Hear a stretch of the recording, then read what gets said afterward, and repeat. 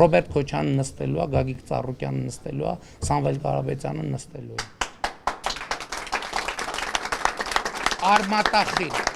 Գլխավոր դատախազությունը արդեն երկրորդ օրն է չի պարզաբանում, թե ինչու է առանց կենտրոնական ընտրական հանձնաժողովի համաձայնության մեղադրանք առաջադրել պատգամավորի թեկնածու Գագիկ Ծառուկյանին։ Գերատեսչությունից հորդորել էին գրավոր դիմել, այսօր ուղարկված մեր հարցման պատասխանը դեռ չենք ստացել։ Ըստ էության պատգամավորի թեկնածուի կարգավիճակը պահպանվում է մինչև մանդատների բաշխումը։ Ընտրական օրենսգրքով թեկնածուի նկատմամբ քրեական հետապնդում կարող է հարուցվել կամ նա կարող է ազատությունից զրկվել միայն կենտրոնական ընտրական հանձնաժողովի համաձայնությամբ։ Բացառություն են միայն այն դեպքերը, երբ անձը բռնվել է հանցանքի պահին։ Թեկնածուի կարգավիճակի ժամկետները հստակեցնում է հենց ընտրական հանձնաժողովի նախագահը։ Նախկին ՔՊԱ-ական Վահագն Հովակիմյանը այսօր նախասաց, թե մեղադրանքը երեկ չի առաջադրվել, հետո հորդորեց դիմել գլխավոր դատախազություն։ Մեղադրանք առաջադրողը գլխավոր դատախազությունն է։ Գնացեք գլխավոր դատախազությանը հարցրեք, թե ինչու է մեղադրանք առաջադրել։ Եթե դուք կարծում եք, որ գլխավոր դատախազությունը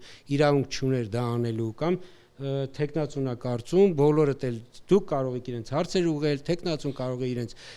գործողությունները բողոքարկել, բայց կենտրոնական ընտրական հանձնաժողովի նախագահից պահանջել մեկնաբանել գլխավոր դատախազության գործողությունները մեղմ ասած ճիշտ չի։ Իրավապահները Բարգավաճ Հայաստան կուսակցության առաջնորդին մեղադրում են հարկերից խուսափելու համար։ Փաստաբանի փոխանցմամբ գործը հարուցվել է դեռ 7 տարի առաջ, 2019 թվականին։ Էմին Խաչատյանը պնդեց, անցած տարիներին իր պաշտպանյալին ոչ մի անգամ հարցաքննության չեն կանչել, եւ նա գործով որևէ կարգավիճակ չի ունեցել։ Փաստաբանը կատարվածը կապում է ընտրություններից հետո ստեղծված ներքաղաքական իրավիճակի հետ։ Երկրում տեղի ունեցող իրադարձությունները,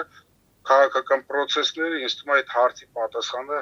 պարզ են դարձնում։ Դատախազությունը Ծառուկյանի մեղադրանքի մասին հայտնեց երեկ, գրեթե այն նույն ժամերին, երբ նա օդանավակայանում պատրաստվում էր մեկնել երկրից։ Պաշտպանի խոսքով գործարարի երրորդյա այցը Արաբական Միացյալ Էմիրություններ նախապես էր պլանավորված։ Իրավապահները նրան արգելեցին բացակայել երկրից։ Պաշտպանական կողմը պնդում է, որ Աննա Վարդապետյանի գլխավորած կառույցը ապօրինություն է թույլ տվել։ Չէին կարող առանց անձնաշրջությունը հաղթահարելու նման մեղադրանք ներկայացնել։ Եվ սահմանադրությամբ սահմանված եւ ընտրական օրենսգիր սահմանադրական օրենքով սահմանված ու իպերատիվ պահանջ է, դա ճաշակի հարց չի, դա հստակ պահանջ է, որը բոլոր մյուս դեպքերում վերջի ժամանակ, այս վերջի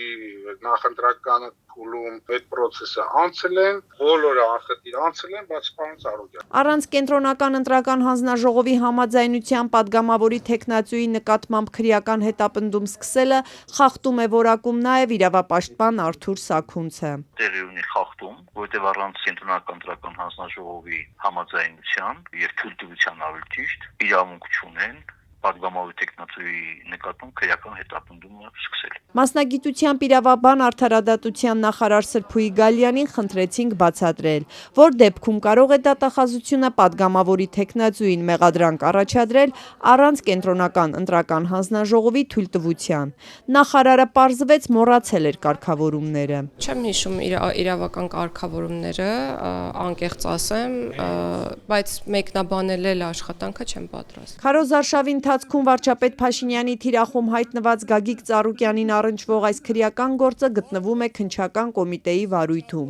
Այսօր խորհրդարանում էր կոմիտեի նախագահ Արթուր Պողոսյանը։ Նա սակայն հեռացավ ազգային ժողովի շենքից, այդպես էլ չպատասխանելով լրագրողների հարցերին։ Պարոն Պողոսյան, Գագիկ Ծառուկյանի քրեական գործը երբ էր հարուցված։